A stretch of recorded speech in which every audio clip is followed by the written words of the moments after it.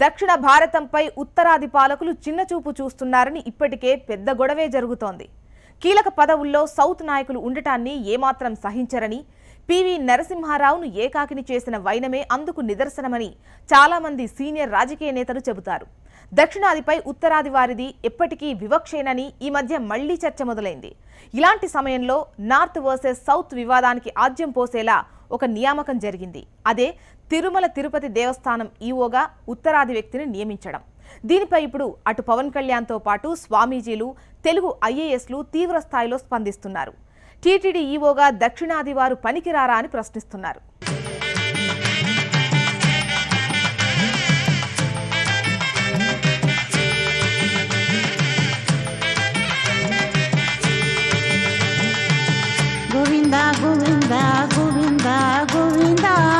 Anil Kumar Singhal senior IAS అధికారి.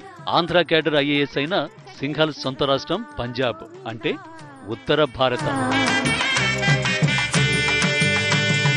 తిరుమల సాక్షాత్తు బ్రహ్మాండ నాయకుడు కొలువైన క్షేత్రం.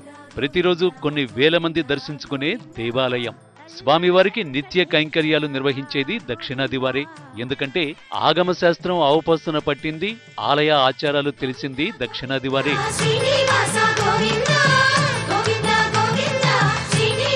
ఉత్తర భారతానికి చెందిన ఏకే సింఘాల్ను తిరుమల తిరుపతి దేవస్థానం కార్యనిర్వహణ అధికారిగా నియమించింది ఆంధ్రప్రదేశ్ ప్రభుత్వం. బాబు సర్కారు తీసుకున్న ఈ నిర్ణయం తీవ్ర చర్చనీయాంశమైంది.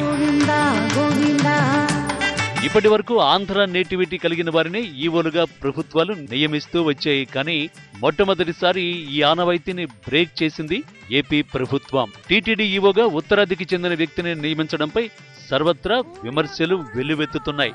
సింఘాల్ను నియమించడంపై మొదట శారదా పీఠాధిపతి స్వామి స్వరూపానంద సంచలన వ్యాఖ్యలు చేశారు. దీంతో వివాదం రాజుకుంది. తెలుగు చదవడం, మాట్లాడటం రాని వారిని ఈవోగా ప్రభుత్వం ఎలా నియమించిందని ప్రశ్నించిన స్వామీజీ, ఇది ఆగమానికి సంబంధించిన సమస్య అన్నారు. టీటీడీ ఈవోగా వ్యవహరించిన సాంబశివరావును బదిలీ చేయడం పనికి మాలిన ఆలోచన అని వ్యాఖ్యానించారు. పైగా ప్రభుత్వ నిర్ణయాన్ని కోర్టులో సైతం సవాలు చేస్తామని స్వరూపానంద చెప్పారు. దేవాలయాల్లో ఎన్నో అత్యద్భుతమైన నిర్ణయాలు తీసుకోవాల్సి వస్తుంది. ఒక బ్రహ్మోత్సవాలు అవ్వచ్చు, ఒక తెప్పోత్సవాలు అవ్వచ్చు, ఒక మాసోత్సవాలు అవ్వచ్చు, ఇలాంటివి ఎన్నెన్నో నిర్ణయాలు తీసుకోవాల్సి వస్తుంది. ఆ నిర్ణయాలకి స్వతంత్రమైన నిర్ణయాలు కూడా ఉంటాయి. అలాంటి నిర్ణయాలు తీసుకోవడానికి ఈ దక్షిణాది ప్రాంతంలో పుట్టిన ఆ వ్యక్తులకే ఆ అవగాహన ఉంటుంది. ఎందుకంటే ఈ ఆగమ సంప్రదాయంతో కూడుకున్న వివరాలు తెలుసు కాబట్టి. ఇది చాలా దురదృష్టకరం. మేము తప్పకుండా దీని మీద పోరాడతాం, కోర్టులో వేస్తాం. ఉత్తరాది వాళ్ళంటే మాకు వ్యతిరేకత కాదు. దక్షిణాదిలో వాళ్ళు చదువుకున్న వాళ్ళు లేరా, తెలివైన వాళ్ళు లేరా? స్వామీజీ విమర్శల వేడి చల్లరక ముందే జనసేన అధినేత పవన్ కళ్యాణ్ కూడా ప్రభుత్వ తీరుపై విమర్శనాస్త్రాలు సంధించారు. ఉత్తరాది అధికారిని టీటీడీ ఈవోగా నియమించడంపై ప్రభుత్వం సమాధానం చెప్పాలని డిమాండ్ చేశారు పవన్. ఉత్తరాది ఐఏఎస్ అధికారులకు తాను వ్యతిరేకం కాదన్న పవన్, అమర్నాథ్, వారణాసి, మధుర లాంటి ఆలయాల్లో దక్షిణాది అధికారులకు ఎందుకు స్థానం కల్పించడం లేదని ప్రశ్నించారు.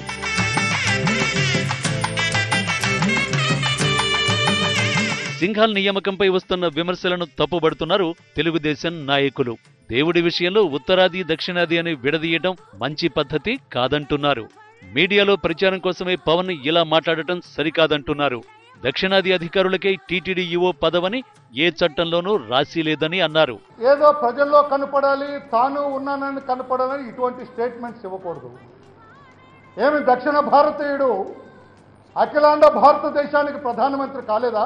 మై డియర్ ఫ్రెండ్ పవన్, దక్షిణ భారతీయుడైన సంజీవ్ రెడ్డి గారు భారతదేశానికి అధ్యక్షుడు అవ్వలేదా?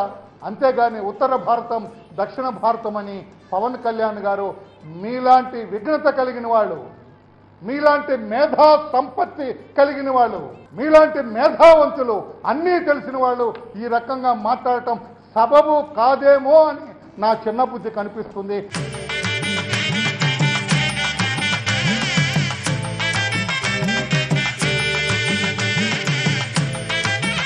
స్వామి సేవ చేయడానికి నార్త్ ఇండియనా, సౌత్ ఇండియనా, ఆ ఊరా ఈ ఊరు అనేది ఉత్పన్నం కాకూడదు. ఎవరైనా సరే భక్తి భావాలతో సేవ చేయాలి. ఎవరైనా సరే ఆఫీసర్ని నియమించే అధికారం రాష్ట్ర ప్రభుత్వానికి ఉంటుంది. ఇటువంటి దాన్ని కొంచెం చేయకూడదనేది నా భావన. ఎందుకంటే సేవ చేయడానికి ఫలానా వ్యక్తి ఉండాలి, ఫలానా వ్యక్తి ఉండకూడదని ఎక్కడా లేదు. భక్తిభావంతో సేవ చేయాలి. సేవ చేసినటువంటి ఎటువంటి వ్యక్తి అయినా సరే ఈవుగా పనిచేసేందుకు వరకు అది రాష్ట్ర ప్రభుత్వం ముఖ్యమంత్రి గారి పరిధిలో ఉంటుంది.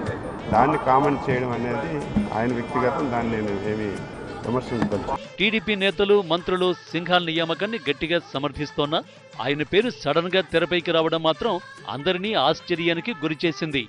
ఏపీ స్థానికత కలిగిన దేవాదాయ శాఖ ముఖ్య కార్యదర్శి జేఎస్వి ప్రసాద్, పంచాయతీ ముఖ్య కార్యదర్శి జవహర్ రెడ్డిల పేర్లు ఈవో రేసులో బలంగా వినిపించాయి. కానీ ఏకే సింఘాల్ పేరు చివరి క్షణంలో తెరపైకి రావడం, నియామకం కావడం అంతా జరిగిపోయింది. కానీ అసలు సింఘాల్ నియామకం వెనుక ఢిల్లీ రేంజ్లో భారీ ఎత్తున లాబీయింగ్ జరిగిందన్న వార్తలు వినిపిస్తున్నాయి. మరి ఆ లాబీయింగ్ ఏంటి? ఎప్పుడు తెలుగువారినే ఈవోలుగా నియమించే చంద్రబాబు ఎందుకు ఈ నిర్ణయం తీసుకున్నారు? బాబును ఎవరైనా ప్రభావితం చేశారా? ఎవరి నుంచైనా గట్టి సిఫార్సులు అందాయా? అసలు ఏం జరిగింది?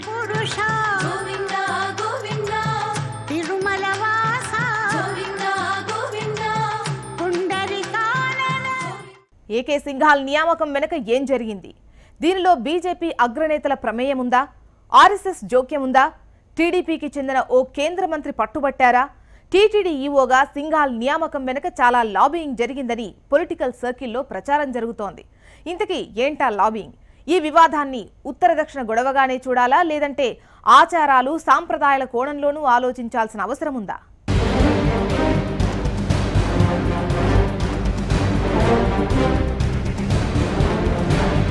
టీటీడీ ఈవో అంటే సామాన్యమైన పదవి కాదు. చీఫ్ సెక్రటరీ పోస్టు తర్వాత ఐఏఎస్లో కలగనేది టీటీడీ ఈవో కావాలనే. ఎందుకంటే తిరుమల శ్రీవారిని దర్శించుకునేందుకు రాష్ట్రపతి, ప్రధానమంత్రి, సుప్రీంకోర్టు చీఫ్ జస్టిస్తో పాటు ఆసియాకు చెందిన ప్రముఖులంతా వస్తూ ఉంటారు. వీరంతా తమ రాకకు సంబంధించిన వివరాలను ఈవో కార్యాలయానికి పంపుతారు. వీరందరికీ ప్రోటోకాల్ ప్రకారం స్వాగతం పలకాల్సింది సీఎంతో పాటు ఈవో. ఆ స్థాయి వారిని దగ్గరుండి దర్శనం చేయించడం అంటే గొప్ప విషయంగానే ఫీల్ అవుతారు. ఈ స్థాయి పరిచయాలను తమ ఎదుగుదలకు ఉపయోగించుకోవాలని కూడా భావిస్తూ ఉంటారు. అందుకే టీటీడీ ఈవో కోసం ప్రతి ఒక్క ఐఏఎస్ తప్పిస్తూ ఉంటారు.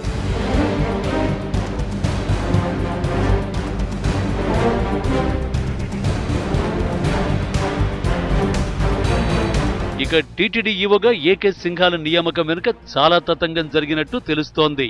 2002లో చిత్తూరు జిల్లా జాయింట్ కలెక్టర్గా పనిచేశారు ఏకే సింఘాల్. తర్వాత అనేక బాధ్యతలు నిర్వహించారు. ఆర్ఎస్ఎస్ బ్యాక్గ్రౌండ్ కూడా ఉంది. సిబిఐలో సింఘాల్ బ్రదర్ అధికారిగా పనిచేస్తున్నారు. ఇదే సందర్భంలో కేంద్ర మంత్రి సుజనా చౌదరికి బాగా క్లోజ్ అట సింఘాల్. జగన్ కేసుల వివరాలు కూడా సింఘాల్ బ్రదర్ ద్వారా సుజనా తెలుసుకునేవారట. దీంతో సుజనా చౌదరి ఢిల్లీలోని ఏపీ భవన్ రెసిడెంట్ కమిషనర్గా సింఘాల్ను నియమించడంలో కీలక పాత్ర పోషించారట.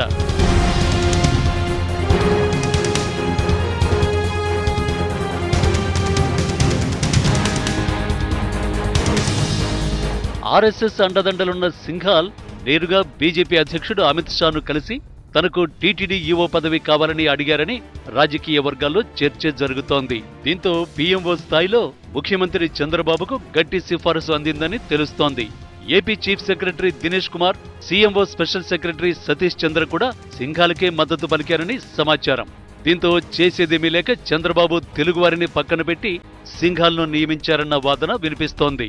అయితే సింఘాల్ నియామకాన్ని కేవలం దక్షిణాది, ఉత్తరాది వివాదంగానే చూడటానికి వీల్లేదు. దేవుడు ఎవరికైనా దేవుడే. కానీ ఒక ఉత్తరాది వ్యక్తి దక్షిణాది సాంప్రదాయాలను ఎలా అర్థం చేసుకుంటాడని పండితులు ప్రశ్నిస్తున్నారు. ఆంధ్రప్రదేశ్లోనే ఒక దేవాలయానికి ఉత్తరాదికి చెందినటువంటి ఒక ఆయన అడ్మినిస్ట్రేటర్గా ఉన్నారు. ఆయన ఏమన్నారంటే, అది వైష్ణవ దేవాలయంగా ఉన్నప్పుడు వైకుంఠ ఏకాదశి రోజు సోమవారం పెట్టాలి అని మేము అంటున్నప్పుడు, ఎందుకంటే శ్రీరంగ క్షేత్రంలో సోమవారం వైకుంఠ ఏకాదశి, శ్రీరంగ క్షేత్రం ద్వారా మాకు సూచన అన్ని దేవాలయాల్లో సోమవారం వస్తుంది ఆ ఏడాది. ఆ సూచన మేము చెప్పినప్పుడు, ఎందుకండి సండే పెడితే క్రౌడ్ ఎక్కువ వస్తుంది కదా అన్నారు. అంటే ఒక ఉత్తరాదిగా ఉన్నటువంటి అధికారికి ఇలాంటి చిన్న చిన్న అంశాల్లో అవగాహన ఉండడం సహజం కాదు. అంటే ఇట్ ఈస్ ఇంపాసిబుల్. సున్నితమైన అంశాలని ఆయన ఎలా హ్యాండిల్ చేస్తాడేమో అన్న భయం మాలో వచ్చింది. కాబట్టి ఇది మేము అడుగుతున్నాం. తిరుమల తిరుపతి దేవస్థానానికి చెందినంత వరకు ఆ దేవాలయం ఈవోగా మన రాష్ట్రానికి చెందినటువంటి వారు తెలుగు రాష్ట్రాలకు చెందినటువంటి వారైనా పర్వాలేదు. మొత్తానికి సింఘాల్ నియామకం మరోసారి దక్షిణాది వర్సెస్ ఉత్తరాదిగా మారిపోయింది.